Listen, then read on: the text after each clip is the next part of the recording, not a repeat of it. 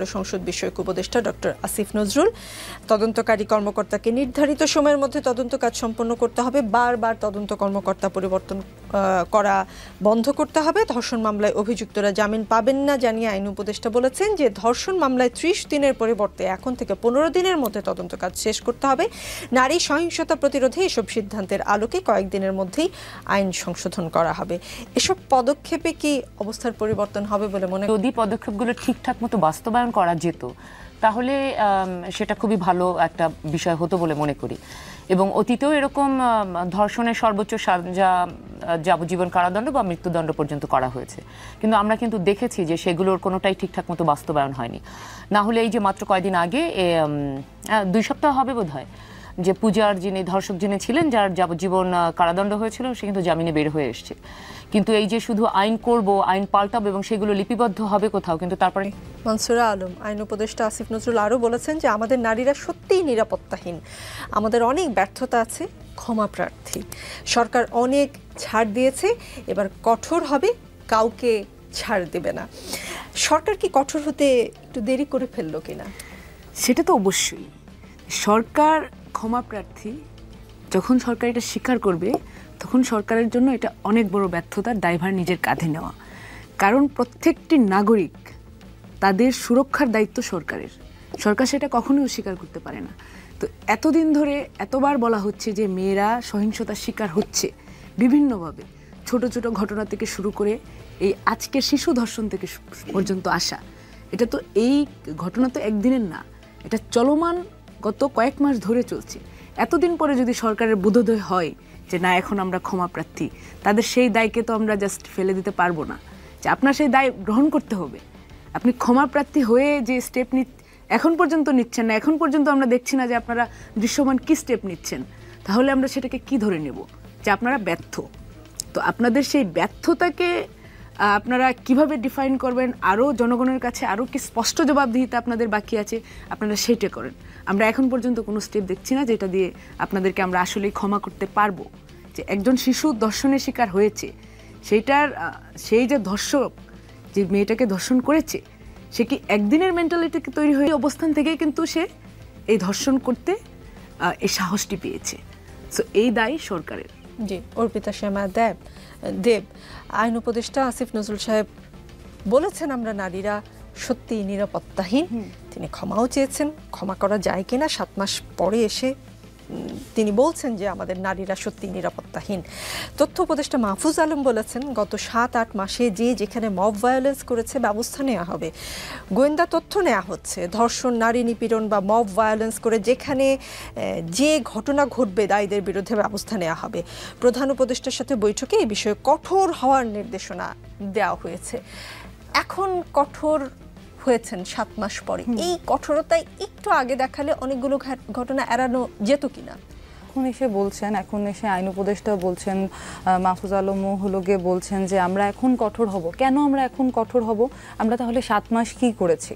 আমরা তাহলে এই 7 মাস কি হলো গিয়ে আমরা কেন কঠোর হতে পারলাম না? তাহলে কি এই 7 মাসের ঘটনাগুলোর কোনো হলো গিয়ে এই যে কালকের যে শিশু ধর্ষণের ঘটনার পরে আবার ঢাকা বিশ্ববিদ্যালয়ে নারীরা রাস্তায় বের হয়ে এসেছেন, রাজশাহী বিশ্ববিদ্যালয়ে কালকে হলো গিয়ে মশাল মিছিল হয়েছে, তাহলে কি সবসময় আমাদেরকে আন্দোলনের মাধ্যমেই হলো গিয়ে আমাদের দাবি আদায় করতে হবে?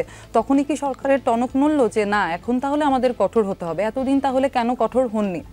এবং ঘটনাগুলো তো একটার পর একটা ঘটেই যাচ্ছে। ঢাকা বিশ্ববিদ্যালয়ে নারীর ওড়নাকে নিয়ে একটা ঘটনা ঘটেছে, তখন হলো গিয়ে একটা মব ভায়োলেন্স হয়েছে, তখন হলো গিয়ে সরকার কোথায় ছিল? কেন হলো গিয়ে তাকে ছাড়া হলো? এবং হলো গিয়ে আইন উপদেষ্টা হলো গিয়ে হ্যাঁ আমাদের হলো গিয়ে বিচার ব্যবস্থা আরও ত্বরান্বিত করা হবে, কিন্তু আমরা যদি একটু থাকে যে আমরা আইন প্রণয়ন করলাম কিন্তু আইনের কোনো প্রয়োগ হলো না, তাহলে তো আইন প্রণয়ন করে আসলে কোনো লাভ নেই। আমাদের তো আইনের প্রয়োগটা দেখতে হবে এবং আবার সেটাও খেয়াল রাখতে হবে যে হ্যাঁ এর মধ্যে কোনো নিরপরাধ কেউ যেন শাস্তি না পায়। কিন্তু আমি মনে করি যে ধর্ষকের যে শাস্তি সেটার ব্যাপারে আরও হলো গিয়ে জোরদার হওয়া উচিত। এবং শুধু এরকম না, যখন রাস্তায় মানুষ নেমে আসলো তখনই আমরা কঠোর হলাম, আর এর আগে হলো গিয়ে আমরা দেখছি হচ্ছে এরকম একটা দায়সারা গোছের হলো গিয়ে কাজ চলমান। কোনোভাবে কি মনে হয় যে কোনো একটা ঘটনায় দাবি আদায় করতে হলে এই সরকারের অনেকেই বলছেন, আমি সামাজিক যোগাযোগ মাধ্যমে আজকে সারাদিন নজর রাখার চেষ্টা করেছি, যে মব ক্রিয়েট করতে হয়, কতগুলো মানুষ একত্রিত হলে তখন একটা দাবি আদায় হয়। মানে আপনি দেখেন কিনা? সেটা আমি একদমই এক কথায় দেখছি, সেরকমভাবে হলো গিয়ে বলবো না। কিছু কিছু ঘটনায় আমার এরকম মনে হচ্ছে, যে যেমন স্পেসিফিক্যালি আমি এই ধর্ষণের ঘটনাটাতেই বলবো যে এতদিন পর্যন্ত কেন হলো গিয়ে সরকারের টনক নড়ল না, এবং ধর্ষণের ঘটনাটা তো এরকম না যে কালকে হয়েছে তারপরে হলো গিয়ে রাস্তায় হলো গিয়ে মেয়েরা নেমে এসেছে। ঘটনা তো ৩-৪ দিন থেকে চলমান। ৩-৪ দিন সরকার কোথায় ছিল? ৩-৪ দিন ধরে কেন হলো গিয়ে সরকারের পক্ষ থেকে আমরা কোনো স্টেপ দেখলাম না? তো হয়তোবা সরকারের কিছু ব্যাপারে ঘাটতি রয়েছে বলে আমি মনে করছি। কাজী রোকসানা রুমা, আজকে থেকে সরকার সিদ্ধান্ত নিয়েছে যেই অপরাধী হোক না কেন, জাত ধর্ম বর্ণ দেখা হবে না, নারী বা পুরুষ দেখা হবে না। যিনিই অপরাধ করেন না কেন, যিনি মব জাস্টিস করেন না কেন, তিনি ধর্মীয় হন,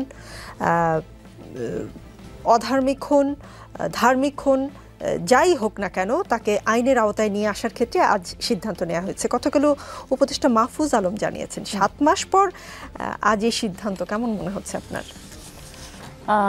প্রথমে হচ্ছে আমি মব জাস্টিস শব্দটাই বলতে চাই না, আমি এটাকে সন্ত্রাস বলতে চাই। তিনি বলেছেন, হ্যাঁ তিনি বলেছেন, কিন্তু আমি এটা বলতে চাই যে এখন যেটা আমরা চারপাশে দেখছি যে মব সন্ত্রাস। আর একটা কথা আপনি যেটা বলছিলেন যে সরকারও এটা এরকম একটা বিষয়ের জন্য অপেক্ষা করে আছে কিনা, যে মবটা দেখতে পাচ্ছি আর আন্দোলন যে প্রতিরোধ, দুটোকে আমি দুইভাবেই দেখতে চাই। মব আমি ওটাকে বলতে চাই যে ঢাকা বিশ্ববিদ্যালয়ের একজন মেয়ের সাথে ঢাকা বিশ্ববিদ্যালয়তে চাকরি করা, মানে গ্রন্থাগারে চাকরি করা একজন ছেলে এসে বলল যে তোমার আপু আপনার ওড়না একটু নিচে নামান, এবং তারপরে সেটার পক্ষে দাঁড়িয়ে গেল অসংখ্য মানুষ, হ্যাঁ তোমার ওড়নাটা একটু নিচে নামানোই দরকার ছিল, এবং তাকে গিয়ে ছাড়িয়ে আনলো। সো ওইটাকে আমি বলবো যে মবের কথা আপনি বলতে পারেন। কিন্তু এখন ঢাকা বিশ্ববিদ্যালয় বা অন্যান্য বিশ্ববিদ্যালয়গুলোতে যে আন্দোলন হচ্ছে যে নারীর নিরাপত্তা দিতে হবে, এইটাকে আমি কোনোভাবেই মব বলবো না। যদি এটা গভর্নমেন্ট এখন মবের মধ্যে ঢুকে গিয়ে থাকে, মব শব্দটার মধ্যে, সেটা তাদের ব্যর্থতা বলবো আমি। কিন্তু এটা আসলে আপনি যেটা বলেছেন আমি ওটার সাথে পুরোপুরি একমত, যে এখন তারা দেখছেন, এবং এই কথাগুলো তারা বলা শুরু করেছেন কখন, যখন দেখলেন ঢাকা বিশ্ববিদ্যালয়ে মেয়েরা সব একসাথে জড়ো হয়েছে, মেয়েরা রাতে মিছিল করছে, মেয়েদের পাওয়ারটা যখন দেখতে পাচ্ছেন, তখন সেখানেই হচ্ছে তাকে ছাড় দেওয়া যাবে না, সে যে ধর্মেরই হোক না কেন, যে বর্ণেরই হোক না কেন। অসংখ্য ঘটনা আমরা এই মবের মাধ্যমে ঘটতে দেখেছি, যেটা নারী নিরাপত্তাহীনতার ব্যাপার এবং যেটা মানবাধিকার লঙ্ঘন হয়েছে, যেটা ধর্মীয় দৃষ্টিকোণ থেকেও যদি দেখি, যে নানা ধর্ম মানুষের সাথে অন্য ধর্মের মানুষেরা, মানে আমি সংখ্যাগুরু এই শব্দগুলো আমি বলতেই চাই না, সো ভিন্ন নানা ধর্মের মানুষের সাথে এগুলো হয়েছে, বা দুর্বল মানুষের সাথে সবলের অত্যাচার আমরা দেখেছি মবের মাধ্যমে। সেইগুলো যদি থামানো যেত, শুরু থেকে যদি থামানো যেত, সেই জায়গায় সরকার পুরোপুরিভাবে ব্যর্থ হয়েছে। ফলে এখন যখন তারা দেখেছেন যে চারিদিকে আবার আন্দোলন, এই হল থেকে মেয়েরা বেরিয়ে এসেছে রাতের বেলা, সো আমার মনে হচ্ছে যেন এটা একটা ভয় পেয়ে তারা হয়তো বলছেন এখন যে আচ্ছা ঠিক আছে আমরা সব কিছু দেখব। 2 দিন আগে যখন এই একজন মেয়েকে যখন প্রকাশ্যে ধূমপানের অভিযোগে লালমাটিয়াতে একজন রিঙ্কু এসে যখন তার সাথে যখন মব সন্ত্রাস করলো, আর এলাকার আরো মানুষ নিয়ে, আরো অসংখ্য মানুষ নিয়ে বা পুরুষদেরকে নিয়ে, মানে যারা তার মতো চিন্তা করে তাদেরকে নিয়ে, তখন কিন্তু আমরা দেখেছি আমাদের স্বরাষ্ট্রমন্ত্রী খুব দায়সারা গোছের একটা বক্তব্য দিয়েছেন, এবং সেটাকে উনি পুরোপুরি মেয়েটার সাথে যে অন্যায় হয়েছে, মেয়ে দুর্যোধনার সাথে পাশ কাটিয়ে তিনি এটাকে পুরোপুরি নিয়ে গেলেন ধর্মের জায়গায়, যে রোজা রমজানের দিনে আমাদের একটু বুঝে শুনে চলতে হবে, বা হচ্ছে উনি বললেন যে হ্যাঁ ধূমপান সবার জন্য খারাপ, অ্যাবসলিউটলি ধূমপান সবার জন্য খারাপ, সেটা পুরুষের জন্য নারীর জন্য। উনি কিন্তু যদি কেউ খায় সেটা তার স্বাধীনতা, শুধু এটা নারীর শরীরের বিষয় না, যে নারীর শরীর হচ্ছে এটার জন্য হচ্ছে ভালনারেবল হয়ে যাবে, বা এটা নারীর স্বাস্থ্যের জন্য সমস্যা। উনি সেভাবে দেখেননি বিষয়টা, আমরা ওনার পক্ষে সাফাই গেয়েছেন। ওনার বক্তব্যে একটা শব্দ ছিল না যে মেয়ে দুজনের সাথে অন্যায় করা হয়েছে। কাজী এগুলোকে তারা শুরু থেকে থামায়নি, বরং কোনো না কোনোভাবে তারা যেন এটাকে নীরবে সমর্থন দিয়ে গেছে। মানে আপনি কিছু বলেননি, মানে হচ্ছে আপনি তাকে নীরবে আসলে সমর্থনই দিলেন, আপনি যেহেতু কোনো শাস্তির আওতায় আনেননি। ইভেন আমরা গত পরশুদিনই বা গতকালই শুধু আমরা দেখলাম আমাদের মহিলা ও শিশু মন্ত্রক বিষয়ক উপদেষ্টা তিনি একটা বক্তব্য দিলেন এতদিন পরে এসে, যতদিন ধরে ওই মেয়েটার ঘটনা, মানে ওই দুজন লালমাটিয়ার ঘটনা ঘটলো, ঢাকা বিশ্ববিদ্যালয়ের ঘটনা ঘটলো, তারপরে গতকাল এসে উনি বললেন যে পূজার রেপিস্ট যে